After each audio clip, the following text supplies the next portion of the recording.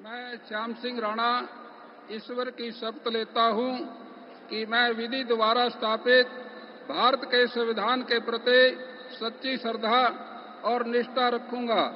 मैं भारत की प्रभुता और अखंडता अक्षुण्ण रखूंगा। मैं हरियाणा राज्य के मंत्री के रूप में अपने कर्तव्यों का श्रद्धापूर्वक और शुद्ध अंतःकरण से निर्वहन करूंगा तथा भय और पक्षपात, अनुराग या द्वेष के बिना मैं सब प्रकार के लोगों के प्रति संविधान के और विधि के अनुसार न्याय करूंगा। मैं श्याम सिंह राणा ईश्वर की शपथ लेता हूं कि जो विषय हरियाणा राज्य के मंत्री के रूप में मेरे विचार के लिए लाया जाएगा अथवा मुझे ज्ञात होगा, उसे किसी व्यक्ति या व्यक्तियों को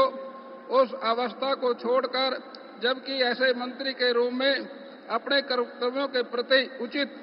निर्वहन के लिए ऐसा करना अपेक्षित हो, अन्य अवस्था में मैं प्रत्यक्ष या परोक्ष रूप में संयोजित या प्रकट नहीं करूंगा। मैं श्याम सिंह राणा ईश्वर की शपथ लेता हूं कि मैं विधि द्वारा स्थापित भारत के संविधान के प्रति सच्ची श्रद्धा और निष्ठा रखूंगा। मैं भारत की प्रभुता और अखंडता अक्षुण्ण रखूंगा। मैं हरियाणा राज्य के मंत्री के रूप में अपने कर्तव्यों का श्रद्धापूर्वक और शुद्ध अंतःकरण से निर्वहन करूंगा तथा भय और पक्षपात, अनुराग या द्वेष के बिना मैं सब प्रकार के लोगों के प्रति संविधान के और विधि के अनुसार न्याय करूंगा। मैं श्याम सिंह राणा ईश्वर की शपथ लेता हूं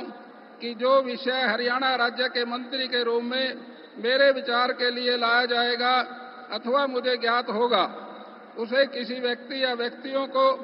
उस अवस्था को छोड़कर, जबकि ऐसे मंत्री के रूप में अपने कर्तव्यों के प्रति उचित निर्वहन के लिए ऐसा करना अपेक्षित हो, अन्य अवस्था में मैं प्रत्यक्ष या परोक्ष रूप में संयोजित या प्रकट नहीं करूंगा। मैं श्याम सिंह राणा ईश्वर की शपथ लेता हूं कि मैं विधि द्वारा स्थापित भारत के संविधान के प्रति सच्ची श्रद्धा और निष्ठा रखूंगा। मैं भारत की प्रभुता और अखंडता अक्षुण्ण रखूंगा। मैं हरियाणा राज्य के मंत्री के रूप में अपने कर्तव्यों का श्रद्धापूर्वक और शुद्ध अंतःकरण से निर्वहन करूंगा